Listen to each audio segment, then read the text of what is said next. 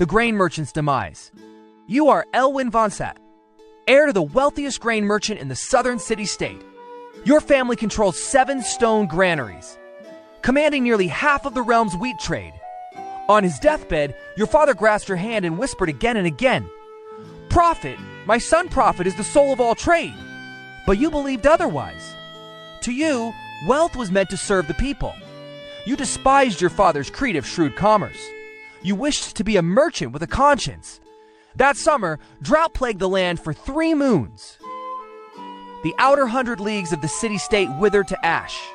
Grain prices soared without end.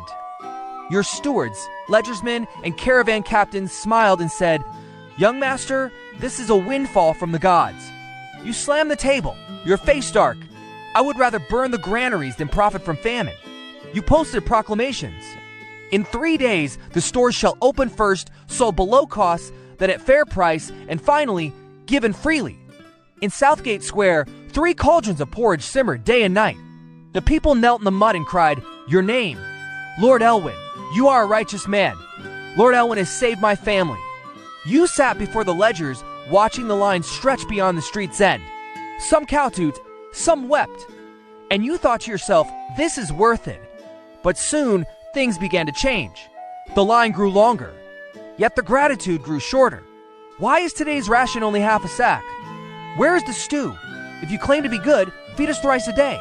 Some queued again and again with empty bags. Some cursed you the moment they rose from bowing. Some poured porridge on your doorstep, pinning notes that read, "You have the granaries, thus you owe us our lives."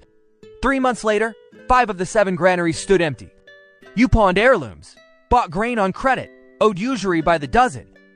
Your chief ledger keeper, trembling, brought the accounts and whispered, "If you do not stop now, the house of von Satt shall fall." At last, you relented. You issued a final decree, all grain relief suspended. Trade returns to market price. The next day, the decree was torn to shreds. A mob gathered before your shop, their shouts shaking the square. "Hypocrite! You pampered us, then starved us." "Burn his store," you stepped forth to explain, only to be struck across the face. Blood flooded your mouth, the taste of rust and iron. An old woman you had once fed charged at your signboard. Striking it with her cane, "My grandson lived on your porridge for 3 moons. Now you've killed him with hunger." The mob erupted. Your shop smashed. The cauldrons overturned. The warehouse doors torn open. You stood in the mud, watching grain scatter down the alleys. People crawling on hands and knees to eat it off the ground. Eyes red with hunger. Then a shout. "There's more in his manor." To his house. Like fire in dry hay, the cry spread. The crowd surged toward your ancestral home. You screamed, "Take it all, but leave my family estate." But none listened. The manor doors were battered down. Granaries torched. Sacks torn open, wheat soaked in blood and muck. You were kicked to the threshold, lying face down. Firelight bathing half the city red. And in your mind, a single thought. If lives are worth more than coin, then what of men's hearts? You fled north. Entered the employ of a great merchant lord as a scribe, a bookkeeper. In 5 years, you learned how to corner markets, how to hoard and release goods to double prices overnight, how to crush a town beneath the weight of a single contract. You never spoke of conscience again, until 5 years later when drought once more struck your homeland. You returned with 3 ships of wheat, standing at the bow as familiar faces knelt at the gate. "Lord Elwin, save us! We beg you, open the granaries." You stood on the lantern-lit pier. Cloaked in black, your gaze steeled. You unfurled the proclamation.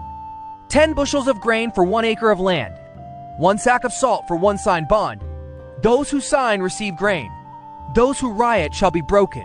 The very ones who once cursed you now knelt before you, offering land deeds, indentures, even their children as servants. Your face was stone. Once you were called the good master. Now they call you the black-hearted merchant. But this time, no one dared torch your house. No one dared break your gate. You knew then you had one. And you also knew the boy who once believed in mercy and justice had perished, burned alive. 5 years ago, in that fire.